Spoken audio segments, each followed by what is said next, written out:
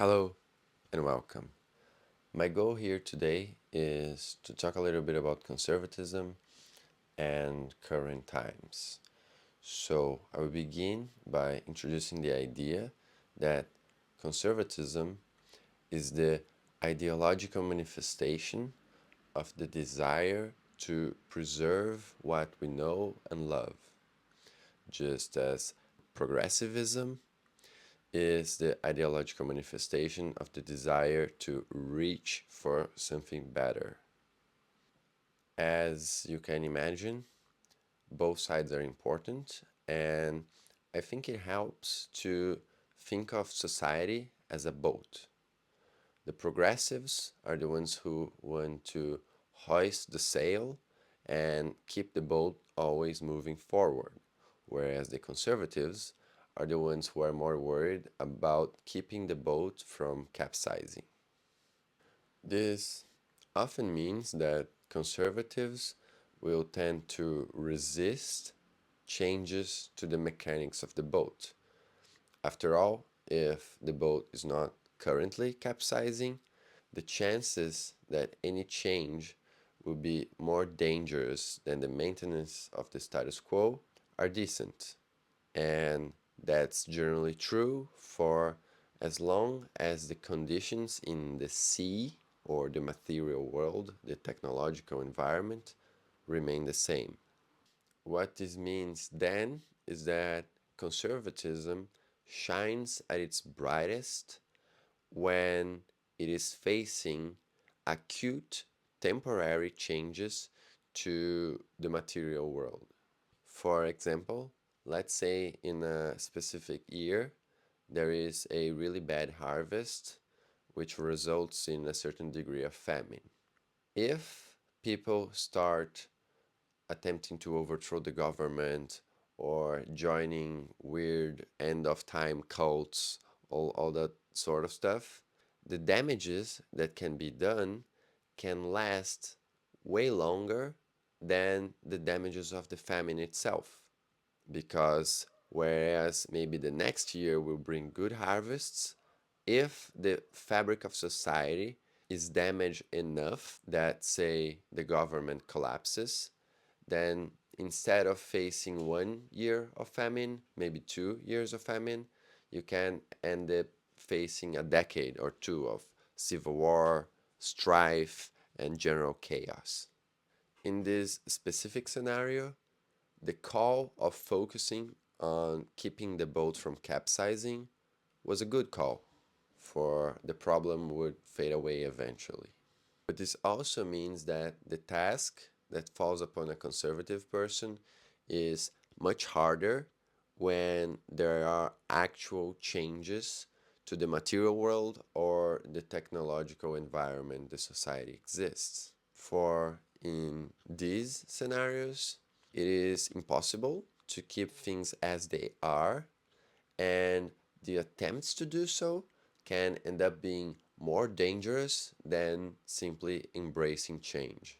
And if you look through history, you will see that the examples of situations like that are plenty. In ancient Rome, for example, the Republic grew so much that it was no longer possible to rely on farmer soldiers to keep the border safe. They needed a professional force. And this new professional force, in turn, rendered the existing social structures and power dynamics of their society unsustainable, which in turn led to the death of the Republic. The invention of gunpowder also was a similar scenario. In Europe, it caused the end of knighthood, as we know, and in Japan, on the other side of the world, the samurai, an institution that had existed for centuries, also came to an end. Both cases of profound structural changes that took place because the technological scenario their societies existed was no longer the same. And so the maintenance of the existing social structures was no longer possible.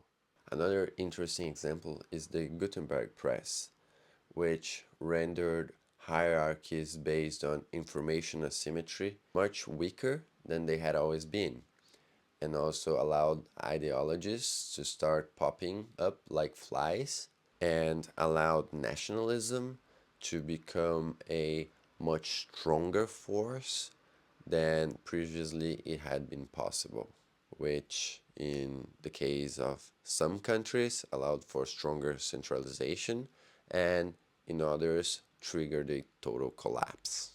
And the list goes on. Now, from this point, we can jump to today, where the changes are beginning to happen faster and faster.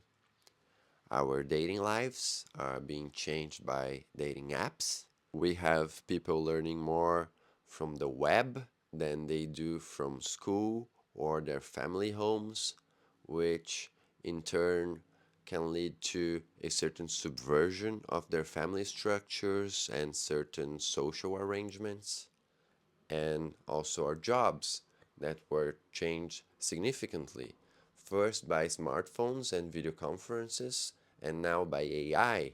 And differently from the examples I gave you from the past, today it's not just one certain aspect of life that's changing and then another one. Every facet of our lives are changing. If you look at any of those I mentioned, but also others like transportation, entertainment, they're very different from what they were 20 or even 10 years ago. We've arrived at the age of exponential technology. And this can be very confusing because as new habits emerge, new problems emerge with them.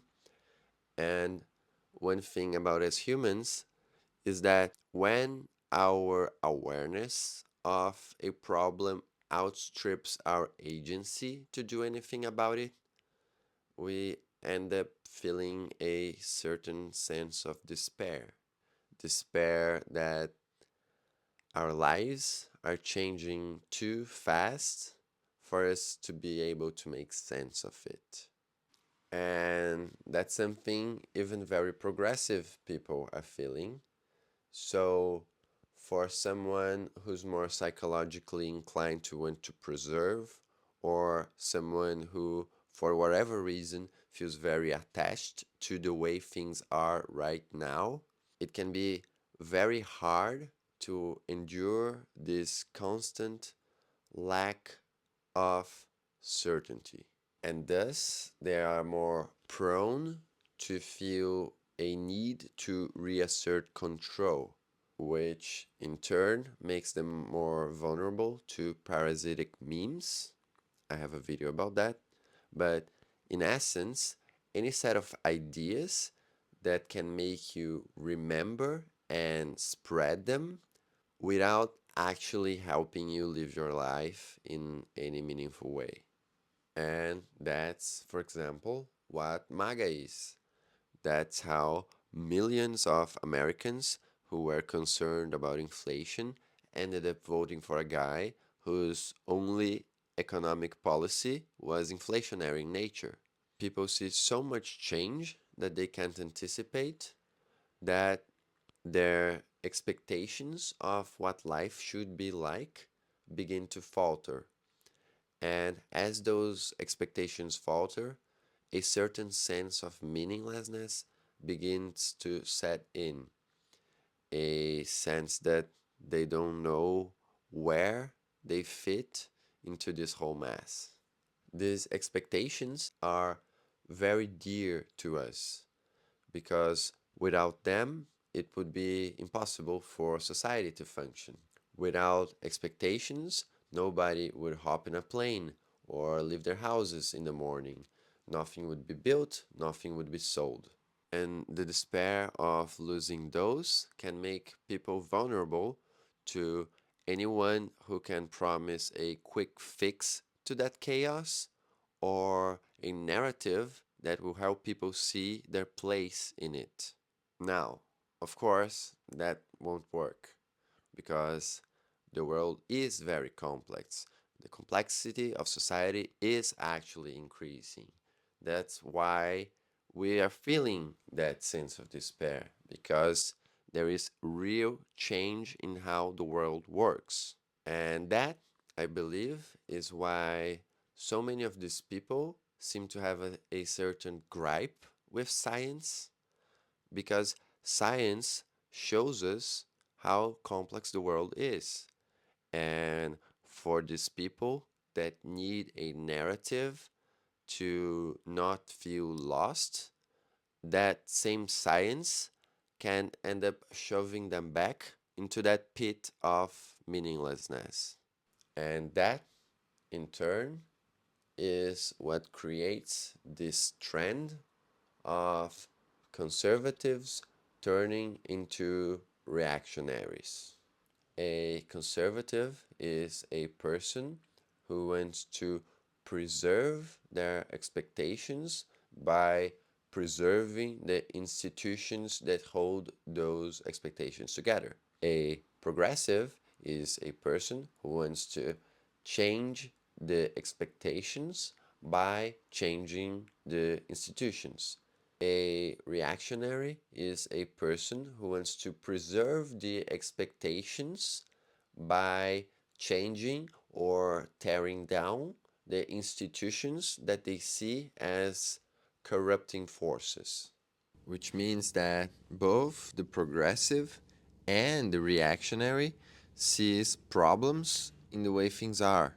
But the progressive sees those as things that haven't been fixed yet or that are waiting to be fixed, while the reactionary invariably sees those as, at best, errors and mistakes, and at worst, evil deeds committed by evil people. For differently from those who would see society reach for greater heights, a reactionary cannot see the undesired current state as the natural consequence of the desired old ways, for that would besmirch the memory of the latter, which in turn means that blaming and often demonizing someone for the current state of affairs is the logical conclusion.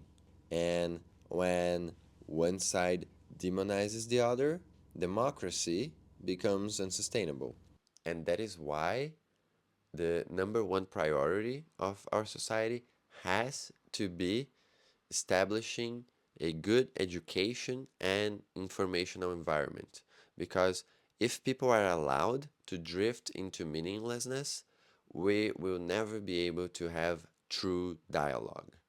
And if we don't have true dialogue, we will keep wasting energy in meaningless discussions about what is the fact of some obvious thing, and thus we will never be able to tackle the true and real problems our society faces. Because the fact is that the world is changing, from changes in technology and the environment. We also have downstream shifts in economics, politics, and culture that simply show no sign of slowing down. And thus, the very thing that makes conservatives despair, the difficulty of their self appointed task, is what shows us that it is impossible for our society to stay still any longer. If our way of relating to the environment stays the same as it was, soon there will be no environment left for that relationship to continue. If we try to keep people's jobs and the economy as they are, soon the people will be unemployable and the economy will then have to do a 180.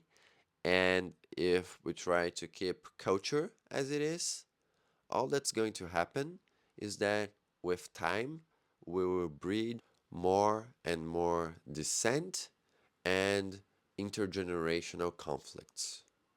We need to acknowledge the change and start to think of what comes next, what we want to see next. And that's what I had for today. I hope you enjoyed the video. I hope you learned something. And I hope I will see you on the next one. Bye.